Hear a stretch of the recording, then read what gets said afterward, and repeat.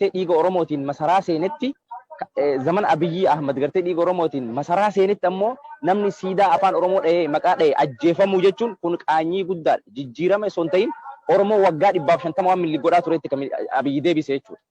Zamana wayyaaneetu waa'ee Minilik dubbannee dhiisi waa'ee wayyaaneetu dubbannee eegaa dhibbaan hedduun jiraatus hammana takka uummanni Oromoo gabroomee beeka hammana takka uummanni Oromoo cunqurfamee beekadhee hin yaadu dhugaa dubbachoo taati. Gocha Abiyyi amma godhe gocha sirna Minilikii fi Haayile Sillaaseef Dargiif gartee wayyaaneen gootee ol yoo ta'e malee sanii gadi miti. Kanaaf Abiyyi dhugama biyya Itoophiyaa saniif biyya Itoophiyaa jedhamsaniif hin barbaachisu nama Oromoo ganeedha. Oromoo qofaa miti nama siyaasa Itoophiyaa sanii ganeedha. Nama sirna nafxanyaa gartee waggaa 150 dura ture amma deebisee nun gabroomseedha jechuudha. Ittiin nu cabsaa jirudha jechuudha. Kanaaf Abiyyiin dhibbatti Oromoon bakka jiru qabsoo isaa kana kadhumaa godhee sirna nafxanyaa kana biyyattii san keessaa dhibbatti jijjiiruu qaba jechuudha. Sanitti namanaan.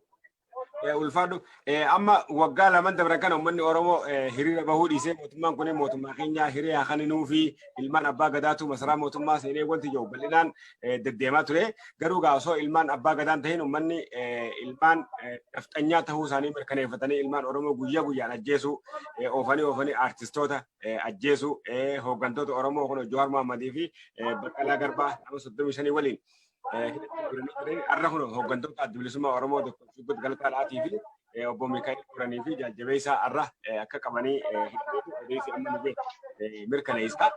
Oromoon amma guutuu biyyaatii fi guutuu biyya alaatti hiriira gaggeessaa jiru kana taa'eeta maal godhatee akka gaggeessuu qabu maal dhaamta asirratti hiriira bahanii balaleeffatanii galuun qoftiin gahaadha. Uummanni Oromoo waggaa 150 boo'ee amma booda qabsoo Oromoo gartee qabsoo kenna kana goolabuu qabna. Ansanitti amanama. Maaliif takkuma takkaan guuramnee dhumaa jirra. Hayyuu kenna nama tokko uummata tokko yoo ati mataa keessaa guurte gartee tiiticha taanii bittinnaa. Kanaaf akkuma gartee nafxanyaan dur gochaa turte warra uummata hogganu uummata dura deemu balleessuun kuni wannoo isaaniiti. Wanti amma Haacaaluu beeki wanti galaafataniif karaa ittiin dhufanii hooggantoota Oromoo ittiin mana hidhaa seensan karaa ittiin qabsoo Oromoo cabsan tolfatuuf kun waan ifa jiru. Kun diraamaa isaan hojjetanidha. Kun uummanni Oromoo gartee siyaasa uummata isaanuu barsiisu malee uummata gartee isaan deemanii uummata Oromoo siyaasa barsiisuu danda'anii miti. Kanaaf uummanni Oromoo qabsoo kana kan dhumaa gochuu qaba. Kan dhumaa gochuu qaba. Yoo amma cal'ise Oromoon dhugaa Rabbii siima Oromoon takka filatuu qaba. Yookaan gabroomee sirna nafxanyaa jalatti caphee gabranyaa nafxanyaadhaan fe'amee jiraatu yookaan Oromoon bilisoomee mirga guutuudhaan jiraatu kana keessa akka filatu Oromoodha. Kanaaf koominitiin biyya alaa jiru madoo keenya gargaaru kan diinni nu jalaa miidhe gargaaru bira dhaabbatu wal gargaaru addunyaatti iyyuu gartee waan dandeenyuun waan silaa gartee dirqama Oromummaan nurra jiruun gochuu yoo san bira dabree gartee hamma lubbuutti illee kan barbaachisu taate qeerroo keenya wajjin jirra jechuudha. Qeerroo keenya wajjin jirra jechuudha. Kanaaf biyyi nu qabnu biyyi teenya takkichi nu qabdu biyya sani Oromiyaadha. Oromiyaan badde jechuun ala jiraachuun keenya bu'aa takka wanti siin nu qabu hin jiru. Allaattiin akka feesamiira marsitu duuti sii dachiidheedhaan. Kanaaf nus Oromoon addunyaarra jirtu kamuu qeerroo biyya jirtu wajjin dhaabbatuu qabna. Sagalee qeerroo biyyaa ukkaamsanii uummata gartee waraanaan dhiitaa hamilee keessatti akka hin cabsine addunyaa guutuutti iyyinee akka addunyaan dhageettu gochuu qabna. Nuyi har'a sanitti jirra akkuma argitu uummanni as jiru uummanni kun akkana dhaabatee jira. Yoo har'a deebiin hin deebisin asiin deemnu jechaa jirra. Mootummaan Ingiliz ammoo harbaatti paarlaamaatti akkanatti waan akkana jedhaa jira. Nus ammoo deebii har'a argachuu qabna jechaa jirra. Waan irra geenye gaa waan irra jirru booda isinuun argitan. Tole ulfaadhu ammallee gaaffii takka naafe inni maali gabroonfataa fi gabrooma walqixxeessuudhaatu mootummaa Dr. Abiyyi Ahmed mul'ataa jira. Innis maali televezyiinii OMN cufanii televezyiina warra wayyaanee biraatti waliin cufuu isaaniiti arraan tana hoogganoonni olaanoon mootummaa federaalaa ibsanii jiranii akkasuma hooggantoota Oromoo Jawaar Mohammadii fi Baqqalaa Garbaa hidhanii guyyaa lamadaa darnaggaa qabanii hidhuun gabroonfataa fi gabrooma walqixxeessuudhaaf yaaluu isaaniiti. Siyaasni akkanaa kun eessa isaan keessa jettee yaadda uummanni Oromoo kanaan ni gowwooma keessaa fi alattuu. Kun tapha ijoolleeti beeku. Kun yoo qophii ijoollee ta'e malee Iskindir Naggaa beekamaadha. Waan jara hidhaniif Oromoo qofa hidhee warra Oromoo falmu hidhee kaan dhiisee akka hin jenne geemiidha kun. sammuu isaan amma gartee uummataan sobuu yaadan kana daa'imni nuuni beeyti kuni waan gartee ifa jiruudha. Abbaan fedhee Haacaaluu osoo ajjeese mootummaa santu biyya bulchaa jira. Uummanni mootummaan sun eega bulchee itti gaafatamaan mootummaa sani. Nama beekamaa agas ga'u kasilaa mootummaan eegumsa godhee fi eeguu qabu Haacaaluu Hundeessaa dhiisiiti. Daa'imni takka lubbuun takka yoo baate itti gaafatamaan mootummaadha. Ifirraa achi dhiibuus hin danda'u. Abbaan fedhee ajjeesu mootummaan sun nama Haacaaluu nama beekamaa tokko dhufee ajjeesuu danda'u yoo to'atuu hin dandeenye yoo gurbaa kana gartee protect gochuu hin dandeenye warra beekamaa gara protect gochuu hin dandeenye wanni inni irra taa'uuf hin jiru jechuudha. Resign gochuu qaba. Kanaaf diraamaan isaan hojjetan waan fudhatama qabu miti kun qophii ijoolleeti. Uummanni sitti beeka. Uummanni sitti beekee jira. Akkaataan isaan itti Haacaaluu ajjeesan illee yoo argite akkaataan deebiin eegas jara itti hidhan illee yoo argite waan milkaa'uuf itti fakkaate malee milkaa'u isaanii miti. Wayyaanii haga funyaaniitti hidhatee garte an Abiyyiif hin gadda dhugaa rabbi maaliif gadi toonaan jette wayyaaniin bakka itti dheessitu qabdi uummata Oromoo miitus bakka itti dheessitu qabdi itti dheessitee galtellee Abiyyi namni addunyaa kanarratti akka Abiyyi salphatellee hin jiru akka Abiyyi salphatullee hin jiru fuuldurattis jechuudha. Namni nama keessa irraa dhalate tokko gartee kun waan Oromoo dhiiga Oromoo iyyuu qabnutti hin fakkaatu garii irraa dhalate tokko gane nafxanyaafis hin ta'u dhugaan siima. Nafxanyaanis nama Oromoo gane tokko amantee dhima wajjin hin jiran yeroo inni ammatti waan Oromoo miidhaa jiruuf harka dhawaafii jiran kana argee namni isa galaafatu ammoo Oromoo dura nafxanyaadha. Kana wajjinu argina sirni sun jijjiiramuu qaba dhibbaan dhibbatti jedha. Tole asumaanuu artist Shukrii Jamaal guddaa ulfaadhu siin jecha ilmaan nafxanyootaatiif ilmaan nafxanyoota Oromiyaa keessa jiran Abiyyiin harkatti qabatanii ilmaan Oromoo ittiin miidhaa jiraachuu isaanii kana dhaabuu yoo baatan rakkoo hamaadhaatu naannoo sanitti mudachuudhaaf jiraataa waanjuu uummanni beekaa jiran. Wajjin jireenya hegereetiifuu uummata Oromoo kabajanii olaantummaa uummata Oromoo beekanii lafa isaarra jiraachuu amananii akka jiraatan maal dhaamtaaf? Yoo wajjin jireenya ati ma fakkeef biyya Ingiliz jiraatte olaantummaa uummata abbaa lafaa kabajjeeti akka nama biyya tanatti hiree godaansaa argateetti jiraachaa jirta malee abbaa biyyaa miidhaadhaa jiraachuun biyya fedhetti waan hin danda'amneef abbaa biyyaa miidhuu kanaan takkallee waan hin geenyeef wajjin jireenya boruutiif akkamitti akka adabatan maal dhaamta artist Shukrii Jamaal? Goobanni daacee isaaniif fakkeenya guddaa ta'uu danda'a. Goobanni daacee Minilikiif hedduu qabsaa'ee hedduu uummata Oromoo miidhee hedduu Oromoo goobana daacee qabatee uummata Oromoo cabsee Minilik. Isoo gartee nafxanyaan nama galateeffatu qabaate siidaa goobana daacee gartee goobana daacee faarsa ture. Warra isaaf gartee isaaf wajjin qabsaa turan faarsa ture. Kanaaf Abiyyillee borkasee eeggatu gartee marroma gartee goobana daacee irra dhufe san jechuudha. Abiyyillee yeroodhaaf harkaadhaanii fi malee kan galaafatu. Nafxanyaadha kun dhibbaan dhibbatti waa wajjin arginudha. Nafxanyaan yeroodhaaf dura qabdee ni deemti uummata Oromoo ittiin cabsuudhaaf dura qabdee ni deemti isa sobuu jiranii malee nafxanyaan Abiyyiin jaalatu miti. Amantii xiqqoo takka haga firiixaa fi amantii irraan qaban. Garuu yeroo ammaatti waan isaan fayyadaa jiruuf dura qabanii leellisaanii jiranii kun wajjinuu argina. Isaan godhanis godhuu baatanis Abiyyi uummanni Oromoo akka ciibsee garafu shakkiin qabu qabsoo Oromoo keessatti isaa miti warra isaa oliituyyuu uummanni Oromoo garafeet gandatti galche waan ta'eef ka isaa nama wannoon jedhu jedhee yaada. Ulfaadhu daawwattoota keenya tamsaasni keenya kallattiidhaan biyya Ingilizirraa akkuma itti fufetti deemaa jira. Asumaanuu keessummoota garaagaraa isin dubbisuudhaaf qophii cimaarra jirra. Mee artist Shukrii Jamaal wallistoonni artistoonni Oromoodha. Onnee uummata Oromoo keessa seenuudhaan wallee garaagaraa wallisuudhaan uummata Oromoo kana gara fuulduraatti oofaadhaa jiranii uummanni Oromoo gurraanis ijaanis qalbiidhaanis artistoonni Oromoo arra maal baasan jeetti dhaggeeffachaa jira. Maaliif warra isa Oromoo keessatti fuula duraatti argamtan waan ta'eef. Asumaanuu akka artist Shukrii Jamaalitti artistoota Oromoo ala jiranii fi artistoota Oromoo biyya keessa jiraniif warra isa uummata Oromoo kana gara fuulduraatti oofuu keessatti wayita mootummaan kun kufe mootummaa Oromoo akka jaarratan godhuu keessatti artistoonni Oromoo shoora akkamii bahuu qabanii jettee dhaamta artist Shukrii Jamaal ifama sitti illee dheereesse. Rakkoon qabu gartee gahee artistoonni afaan Oromoo godhu gartee kun waan nama wal shakkisiisuu miti beekamaadha. Artistoonni Oromoo durirraa ka'ee haga ammaatti waan lubbuutti dhabaa jiranii uummanni Oromoos akkasuma walumaanuu jechuudha. Artistiin afaan Oromoo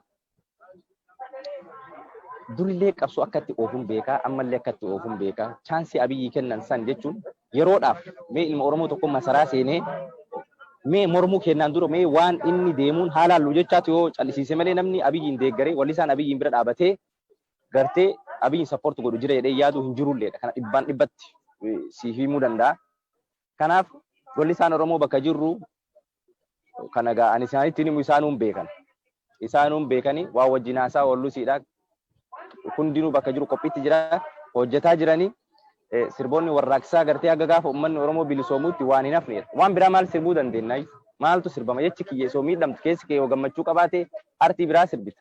Kanaaf keessi keenya soo gubatu har'a Hacaaluu ajjeefame borisatu ajjeefama. Yoo har'a callisee borisatu du'a jechuudha. Marroon isa kanaaf waan kana wallisaan afaan Oromoo bakka jirru qabsoo keenya finiinsuu qabna akkuma duritti. Tole amma hiriirri guyyaa har'aan tanaa magaalaa Londanitti gaggeessaa jirtan kun hiriira guddaa argaa jirra. Dhaadannoo garaagaraatis dhaggeessaa jirra. Meegaati akka dhiheenyaan achi jirtutti dhaadannooleen hiriirtonni kanneen kaasan keessaa takka lama nuti tuquu dandeessaa artistii Shukrii. Wanti har'a uummanni kaase keessaa tokko gargaarsa mootummaa Itoophiyaatiif godhan akka dhaabanidha. Maaliif biyyi tun gargaarsa hedduu biyya saniif gooti. Gargaarsa sana akka dhaabanidha.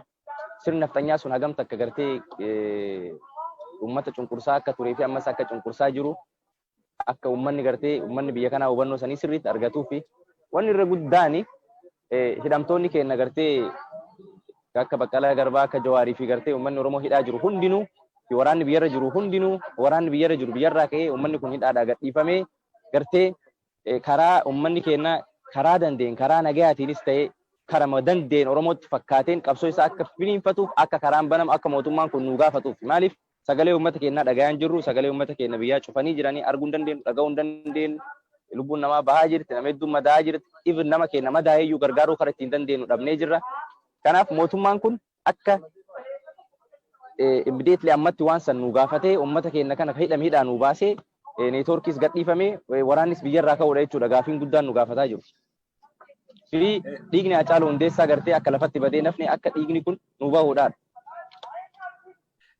Gara intarneetii cufuudhaatiin intarneetiin amma akkuma nyaataa akkuma dhugaatiidhaa ta'ee jira. Saba fedheefu intarneetiin arraan tana murteessaadha. Intarneetii namarraa kutuun akkuma nama nyaataa fi dhugaatii namarraa dhorkeeti. Kunigaa duguggaa sanyiitii waliin wal madaala innaa ta'eefu dhimma kanaan wal qabatee Amnesty International ibsa baaseetu jira.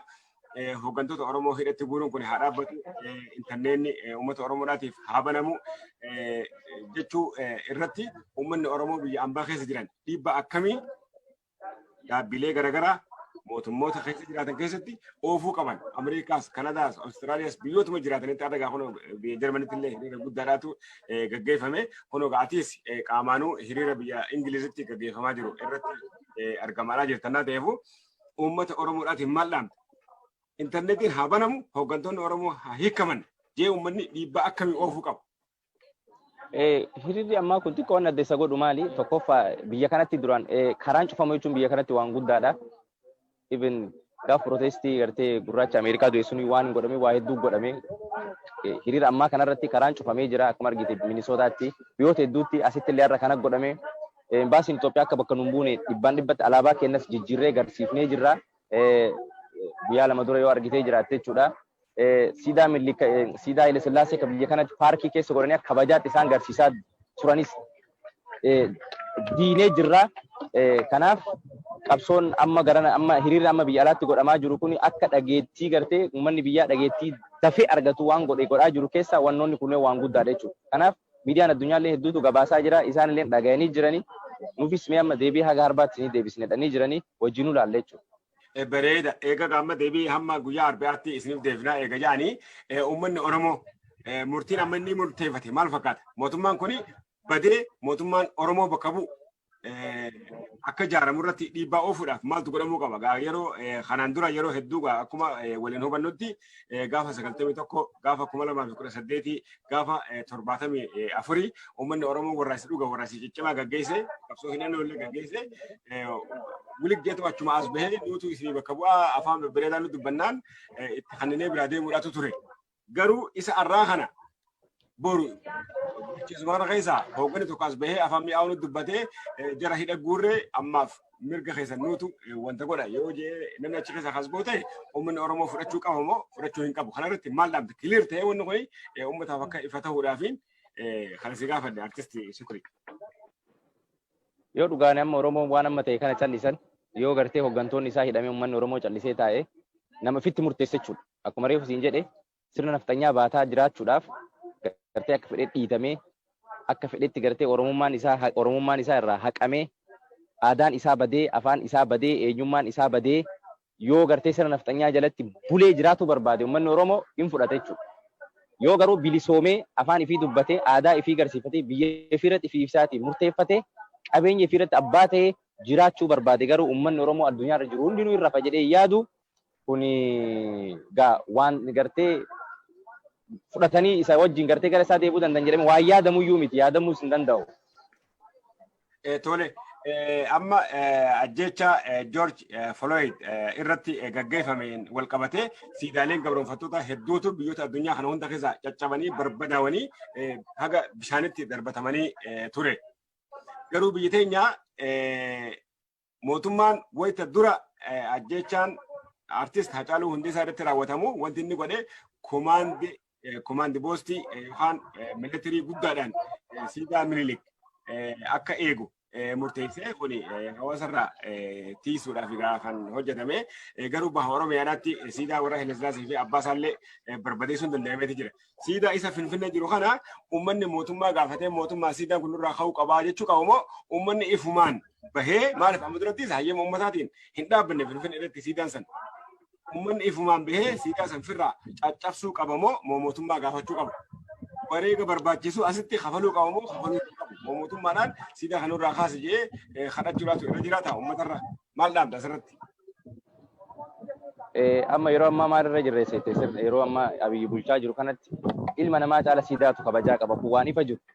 Abiyyi akka biyya qabateen isoo biyya biraa misoomsu isoo mana barumsaa ijaaruu bishaan galchuu uummataaf dalaguu isoo hin taane jalqaba waan inni godhee argitee siidaadhaan gartee uummata gabroonfataa ture kana ijaare kun waan ifa jirudha. Kanaaf ilma nama lubbuun jiru caala siidaatu isa biratti kabajaa qaba. Sirna naftanyaa biratti akkasuma. Kanaaf nama du'ee fi miti keessaan boo'aa jiran siidaa diigamee fi gaafii uummanni siidaa diigamuu qaba jedhee gaafateef uummanni Oromoo ammallee dhumaa jira jechuudha. Kanaaf Abiyyiin diigadhee ani keessi kiyyalee nan amanu. Abiyyiin amanuuf nama bakka hin qabu. Siigalee yeroo hedduun sobee jira bakka hin qabnu. Kanaaf uummanni Oromoo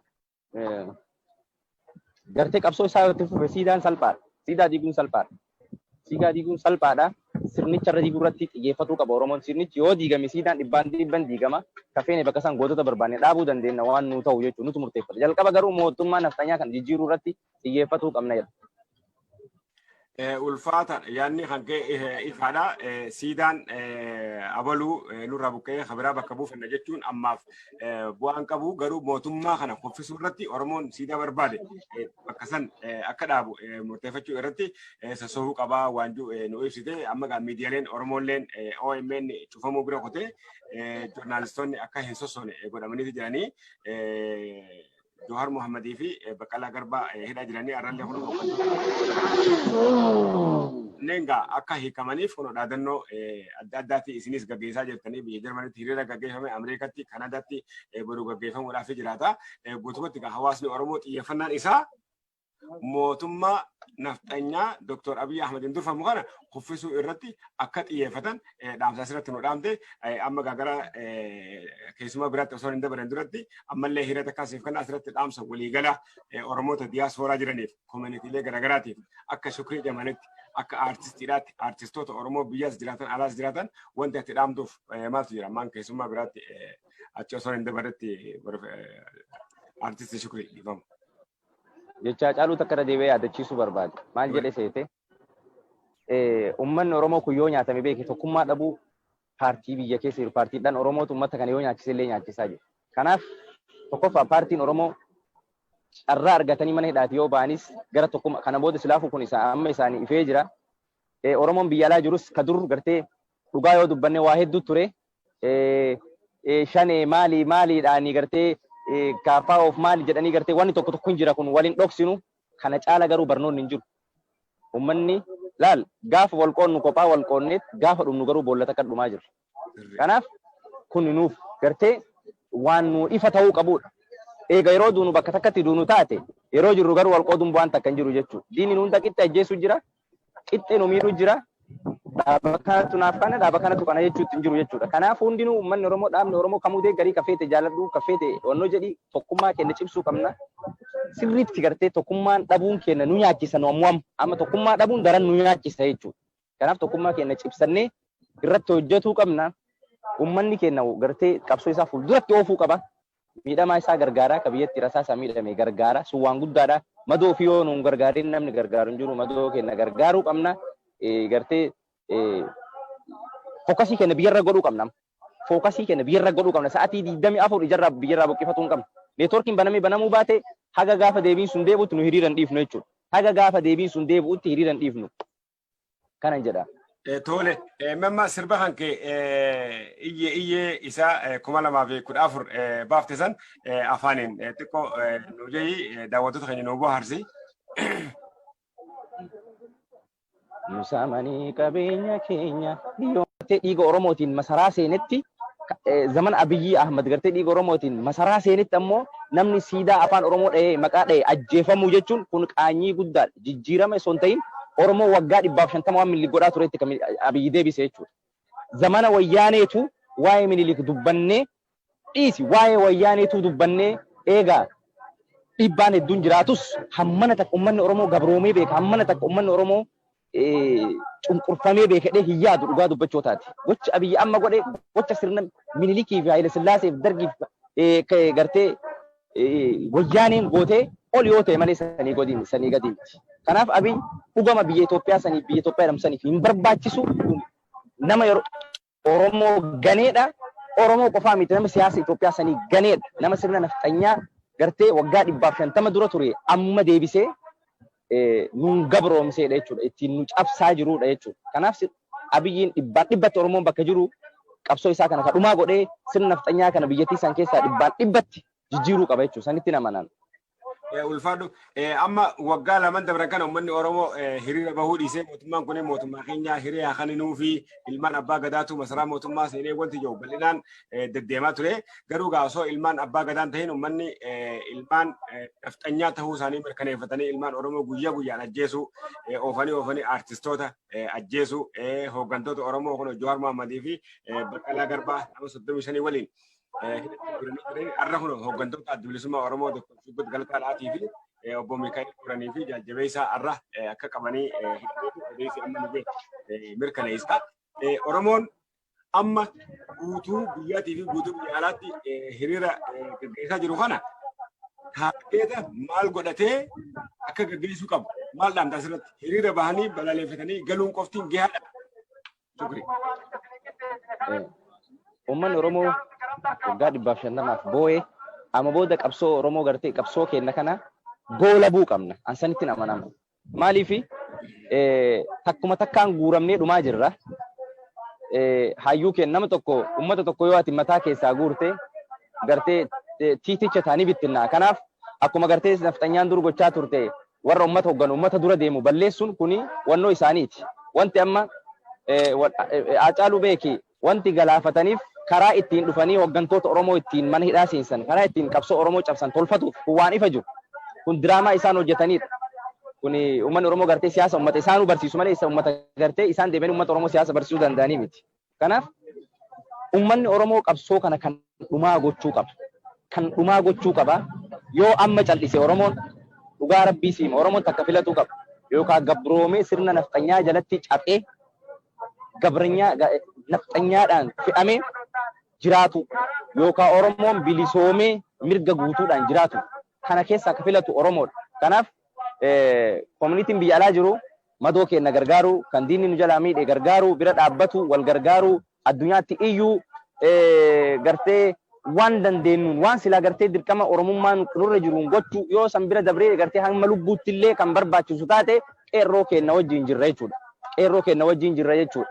Kanaaf biyyi nu qabnu biyyi teenya takkichi nu qabdu biyya sani Oromiyaadha. Oromiyaan badde jechuun ala jiraachuun keenya bu'aa takka wanti siin nu qabu hin jiru. Allaattiin akka feesamii damarsitu duuti sii dachiidheedhaan. Kanaaf nus Oromoon addunyaarra jirtu kamuu qeerroo biyya jirtu wajjin dhaabbatuu qabna. Sagalee qeerroo biyyaa ukkaamsanii uummata gartee waraanaan dhiitaa hamilee keessatti akka hin cabsine addunyaa guututti iyyinee akka addunyaan dhageettu gochuu qabna. Nuyi har'a sanitti jirra akkuma argitu uummanni as jiru. Uummanni kun akkana dhaabatee jira. Yoo har'a deebii nuun deebisin asiin deemnu jechaa jirra. Mootummaan Ingiliz ammoo harbaatti paarlaamaatti akkanatti waan akkana jedhaa jira. Nus ammoo deebii har'a argachuu qabna jechaa jirra. Waan irra geenne gaa waan irra jirru booda isinuun argitan. Tole ulfaadhu ammallee gaafii takka naafe inni maali gabroonfataa fi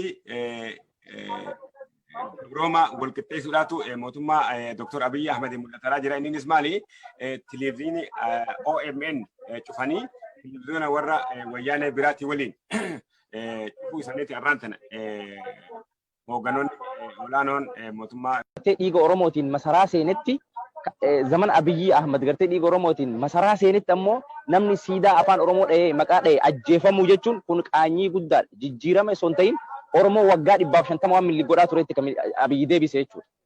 Zamana wayyaaneetu waa'ee minilik dubbannee dhiisi waa'ee wayyaaneetu dubbannee eegaa dhiibbaan hedduun jiraatus hammana takka uummanni Oromoo gabroomee beeka hammana takka uummanni Oromoo cunqurfamee beekadhee hin yaadu dhugaa dubbachuu taati. Gocha Abiy amma godhe gocha sirna minilikii fi Haayile Sillaaseef dargiif gartee wayyaaneen gootee ol yoo ta'e malee sanii gadi miti. Kanaaf Abiy dhugama biyya Itoophiyaa saniif biyya Itoophiyaa jedhamsaniif hin barbaachisu nama Oromoo ganeedha. Oromoo qofaa miti nama siyaasa Itoophiyaa sanii ganeedha. Nama sirna nafxanyaa gartee waggaa 150 dura ture amma deebisee nun gabroomseedha jechuudha. Ittiin nu cabsaa jirudha jechuudha. Kanaaf Abiyyiin dhibbatti Oromoon bakka jiru qabsoo isaa kana kadhumaa godhee sirna nafxanyaa kana biyyattii san keessaa dhibbatti jijjiiruu qaba jechuudha. Sanitti namanaan. Ulfaadhu amma waggaa lamaan dabran kana uummanni Oromoo hiriira bahuu dhiisee mootummaan kun mootummaa keenya hiriira kaninuu fi ilmaan abbaa gadaatu masaraa mootummaa seenee wanti jiru bal'inaan deddeemaa ture. Garuu osoo ilmaan abbaa gadaan ta'in uummanni ilmaan nafxanyaa ta'uu isaanii mirkaneeffatanii ilmaan Oromoo guyyaa guyyaan ajjeesu oofanii artistoota ajjeesu hooggantoota Oromoo kun Jawaar Mohammadii fi Baqqalaa Garbaa nama 35 waliin. Arra kun hooggantoota adda bilisummaa Oromoo Dr. Shuggut Galataa Dhaatii fi obbo Mikaa'el Quranii fi jajjabeessaa arra akka qabanii odeessi amma nu mirkaneessa. Oromoon amma guutuu biyyaatii fi guutuu biyya alaatti hiriira gaggeessaa jiru kana taateeta maal godhatee akka gaggeessuu qabu maal dhaamta asirratti hiriira bahanii balaaleffatanii galuun qoftiin gahaadha. Shukri. Uummanni Oromoo waggaa 150 boo'ee amma booda qabsoo Oromoo gartee qabsoo kenna kana goolabuu qabna. Ansanitti amanama. Maaliif takkuma takkaan guuramnee dhumaa jirra. Hayyuu kenna nama tokko uummata tokko yoo ati mataa keessaa guurte gartee tiiticha taanii bittinnaa. Kanaaf akkuma gartee nafxanyaan dur gochaa turte warra uummata hogganu uummata dura deemu balleessuun kuni wannoo isaaniiti. Wanti amma Haacaaluu beeki wanti galaafataniif karaa ittiin dhufanii hooggantoota Oromoo ittiin mana hidhaa seensan karaa ittiin qabsoo Oromoo cabsan tolfatuuf kun waan ifa jiru. Kun diraamaa isaan hojjetanidha. Kun uummanni Oromoo gartee siyaasa uummata isaanuu barsiisu malee uummata gartee isaan deemanii uummata Oromoo siyaasa barsiisuu danda'anii miti. Kanaaf uummanni Oromoo qabsoo kana kan dhumaa gochuu qaba. Kan dhumaa gochuu qaba. Yoo amma cal'ise Oromoon dhugaa Rabbii siima Oromoon takka filatuu qaba. Yookaan gabroomee sirna nafxanyaa jalatti caphee gabranyaa nafxanyaadhaan fe'amee jiraatu yookaan Oromoon bilisoomee mirga guutuudhaan jiraatu kana keessa akka filatu Oromoodha. Kanaaf koominitiin biyya alaa jiru madoo keenya gargaaru kan diinni nu jalaa miidhe gargaaru bira dhaabbatu wal gargaaru addunyaatti iyyuu gartee waan dandeenyuun waan silaa gartee dirqama Oromummaan nurra jiruun gochuu yoo san bira dabree gartee hamma lubbuutti illee kan barbaachisu taate qeerroo keenya wajjin jirra jechuudha. Qeerroo keenya wajjin jirra jechuudha. Kanaaf biyyi nu qabnu biyyi teenya takkichi nu qabdu biyya sani Oromiyaadha. Oromiyaan badde jechuun ala jiraachuun keenya bu'aa takka wanti siin nu qabu hin jiru. Allaattiin akka feesamiira marsitu duuti sii dachiidheedhaan. Kanaaf nus Oromoon addunyaarra jirtu kamuu qeerroo biyya jirtu wajjin dhaabbatuu qabna. Sagalee qeerroo biyyaa ukkaamsanii uummata gartee waraanaan dhiitaa hamilee keessatti akka hin cabsine addunyaa guututti iyyinee akka addunyaan dhageettu gochuu qabna. Nuyi har'a sanitti jirra akkuma argitu uummanni as jiru uummanni kun akkana dhaabatee jira. Yoo har'a deebii nuun deebisin asiin deemnu jechaa jirra. Mootummaan Ingiliz ammoo harbaatti paarlaamaatti akkanatti waan akkana jedhaa jira. Nus ammoo deebii har'a argachuu qabna jechaa jirra. Waan irra geenne gaa waan irra jirru booda isinuun argitan. Tole tole ulfaadhu ammallee gaaffii takka naafe inni maali gabroonfataa fi gabrooma walqixxeessuudhaatu mootummaa Dr. Abiy Ahmed mul'ataa jira. Innis maali televezyiinii OMN cufanii televezyiina warra wayyaanee biraatti waliin cufuu isaaniiti irraan tana hoogganoonni olaanoon mootummaa federaalaa ibsanii jiranii akkasuma hooggantoota Oromoo Jawaar Mohammadii fi Baqqalaa Garbaa hidhanii guyyaa lamadaa darnaggaa qabanii hidhuun gabroonfataa fi gabrooma walqixxeessuudhaaf yaaluu isaanii. Siyaasni akkanaa kun eessa isaan keessa jetteeti yaadda uummanni Oromoo kanaan ni gowwooma keessaa fi alattu. Kun tapha ijoolleeti beeku. Kun yoo qophii ijoollee ta'e malee Iskindir Naggaa beekamaadha. Waan jara hidhaniif Oromoo qofa hidhee warra Oromoof falmu hidhee kaan dhiisee akka hin jenne geemiidha kun. Sammuu isaan amma gartee uummataan sobuu yaadan kana daa'imni nuuni beeyti. Kun waan gartee ifa jiruudha. Abbammaan fedhee Haacaaluu osoo ajjeese mootummaa santu biyya bulchaa jira. Uummanni mootummaan sun eega bulchee itti gaafatamaan mootummaa sani. Nama beekamaa agas ga'u kasilaa mootummaan eegumsa godhee fi eeguu qabu Haacaaluu Hundeessaa dhiisiiti. Daa'imni takka lubbuun takka yoo baate itti gaafatamaan mootummaadha.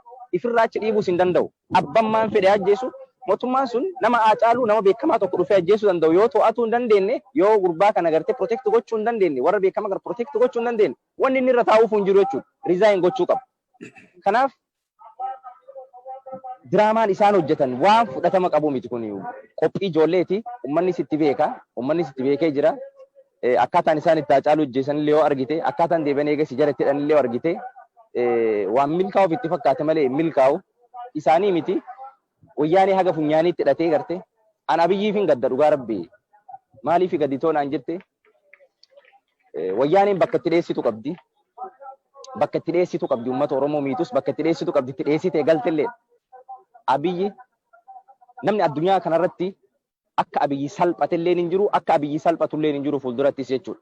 Namni nama keessa irraa dhalate tokko gartee kun waan Oromoo dhiiga Oromoo iyyuu qabnutti fakkaatu garii irraa dhalate tokko gane nafxanyaafis hin ta'u dhugaan siim. Nafxanyaanis nama Oromoo gane tokko amantee dhima wajjin hin jiraanne yeroo inni ammatti waan Oromoo miidhaa jiruuf harka dhawaafii jiran kana argee namni isa galaafatu ammoo Oromoo dura nafxanyaadha. Kana wajjinu argina sirni sun jijjiiramuu qaba dhibbaan dhibbatti jedha.